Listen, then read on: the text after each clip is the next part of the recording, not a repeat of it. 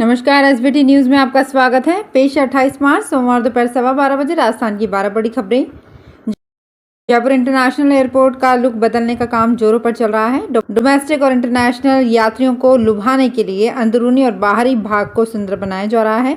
देश के एक बेहतरीन इंटीरियर डिजाइनर को एयरपोर्ट को सुंदर बनाने का कॉन्ट्रैक्ट दिया गया है। अगले 3 महीने में ये काम पूरा होना है, लेकिन ये सभी बदलाव हवाई यात्रियों पर भारी पड़ने वाले हैं। ये बदलाव यात्रियों की जेब ढीली करने का काम करेंगे, क्योंकि अंदर मिलने वाली हर सुविधा की कीमत उसे 4 से 8 गुना ज्यादा चुकानी होगी।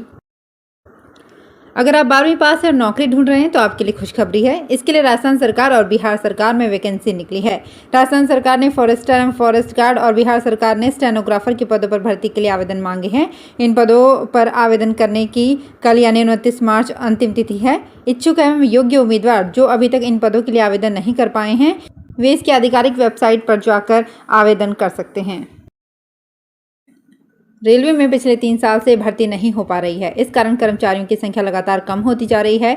पश्चिम मध्य रेलवे में 10,957 पद खाली हो चुके हैं। इस कारण कर्मचारियों पर काम का बोझ बढ़ता ही जा रहा है। ट्रेनें बढ़ती जा रही है, लेकिन कर्मचारियों की संख्या कम होती जा रही है। रूट डबल व तीसरी लाइन डाली जा चुकी है, लेकिन उनके रखरखाव के लिए कोई पद स्वीकृत नहीं किए गए हैं। सबसे ज्यादा पद ट्रैकमैन के खाली हैं। ट्रैकमैन को रेलवे की रीढ़ की हड्डी कहा जाता है। उदयपुर के डबोक एयरपोर्ट पर रविवार से समर शेड्यूल लागू हो गया, लेकिन इस बार ये शेड्यूल बिगड़ने के साथ ही महंगा भी है। इसके चलते जहां उदयपुर की जयपुर से एयर कनेक्टिविटी खत्म हो गई, वहीं दिल्ली और मुंबई का किराया भी दोगुना हो गया है।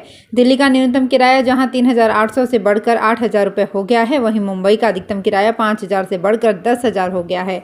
इस कारण एयर इंडिया का उदयपुर से दिल्ली और मुंबई फ्लाइट बंद करना है। भरतपुर संभाग में कैला देवी मेले को ध्यान में रखते हुए रेल प्रशासन ने मेला विशेष गाड़ी चलाने का निर्णय लिया है। ये विशेष गाड़ी 2 से 11 अप्रैल तक आगरा फोर्ट व गंगापुर सिटी के मध्य चलाई जाएगी। वरिष्ठ मंडल वाणिज्यिक प्रबंधक अजय कुमार पाल ने बताया कि कैला देवी मेले के अवसर पर रेल प्रशासन 2 अप्रैल से ट्रेन संख्या 09161 आगरा फोर्ट गंगापुर सिटी विशेष गाड़ी प्रतिदिन 11 अप्रैल तक संचालित करेगा। विधानसभा चुनाव के समय कांग्रेस ने रोडवेज को बढ़ावा देने की घोषणा की थी, लेकिन सरकार आने के बाद उल्टा हो रहा है। सरकार रोडवेज को बढ़ावा देने की अपेक्षा निजी बसों पर मेहरबान है। इसका खुलासा विधानसभा में विधायक संयम लोढ़ा के सवाल के जवाब में सामने आया है। सरकार ने 2 साल में 5,309 प्राइवेट बसों को परमिट जारी कर दिए हैं, जबकि रोडवेज की 9 परमिट जारी हुए हैं। लंबे समय से नई बसें भी नहीं खरीदी गई है। इतना ही नहीं, 6 मार्गों पर चल रही 8 बसों के स्टेट कैरिज परमिट भी खत्म कर दिए गए हैं।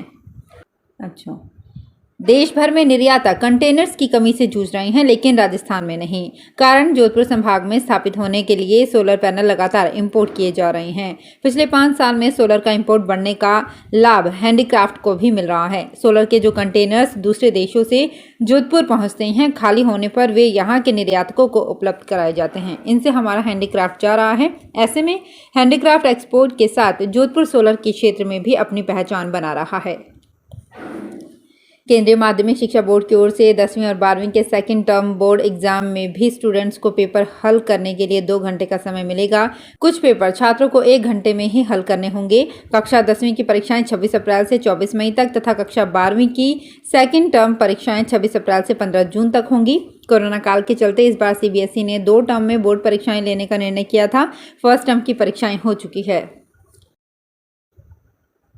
फसल में कीटनाशक छिड़कते समय दवा के दुष्प्रभाव से हर साल औसतन 25 किसान जान गंवा देते हैं, तो कई सांस और दूसरी बीमारियों का शिकार हो जाते हैं। इससे बचने के लिए भीलवाड़ा शहर के एक इंजीनियर कमलेश मेघवंशी ने फसल में कीटनाशक का छिड़काव करने के लिए एग्री ड्रोन तैयार किया है। बैटरी से चलने वाले इस स्प्रेइंग ड्रोन में लगे अत्याधुनिक ऑटो पायलट सिस्टम के जरिए 20 मिनट में ही करीब 1 एकड़ खेत में दवा का छिड़काव कर सकते हैं। इसके जरिए किसान खुद पर होने वाले दुष्प्रभाव से भी सुरक्षित रहेगा।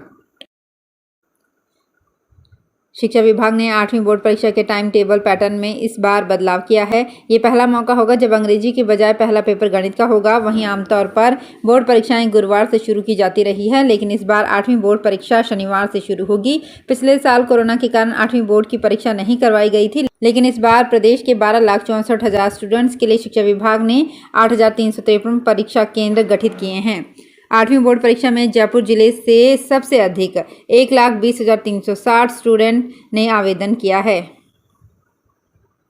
ये उम्मीद और जिद का पावर विंडो है। जयपुर मानसरोवर के सुमेर नगर के द्वारका प्रसाद उद्यान विभाग से सेवानिवृत्त हैं। द्वारका प्रसाद ने मकान की छत पर 1 किलोवाट की पवन चक्की लगानी चाहिए, लेकिन बेंगलुरु की कंपनी ने हवा का दबाव देखते हुए इंस्टॉल करने से इनकार कर दिया। फिर भी द्वारका प्रसाद की जिद थी कि विंड पावर लगे और उन्होंने 1 साल की मशक्कत के बाद सिस्टम इंस्टॉल करवा लिया। सिस्टम पर 1 लाख रुपए का खर्च आया। पवन चक्की को 6 घंटे तक 3 मीटर प्रति सेकंड की रफ्तार से हवा मिले तो एक दिन में 4 यूनिट बिजली बनती है। द्वारका बताते हैं कि विंड मिल को बेंगलुरु की कंपनी ने इंस्टॉल किया है। पूर्व भारतीय क्रिकेटर सचिन तेंदुलकर की पत्नी डॉक्टर अंजलि तेंदुलकर ने रविवार शाम सरिस्का टाइगर रिजर्व में सफारी का आनंद लिया। वे अपने कुछ फ्रेंड्स के साथ टाइगर सफारी के लिए यहां आई थी। पिछले साल भी अंजलि मार्च में ही सरिस्का में आई थी। आज उन्हें टाइगर ST7, ST21 की साइटिंग हुई। 2 टाइगर को इतना करीब देखकर अंजलि की खुशी का ठिकाना ना रहा। सरिस्का प्रशासन के अधिकारी भी उनके साथ खुली जिप्सी में थे। तो फिलहाल इस बुलेटिन में इतना ही। फिर हाजिर होंगे कुछ और बड़ी खबरों के साथ।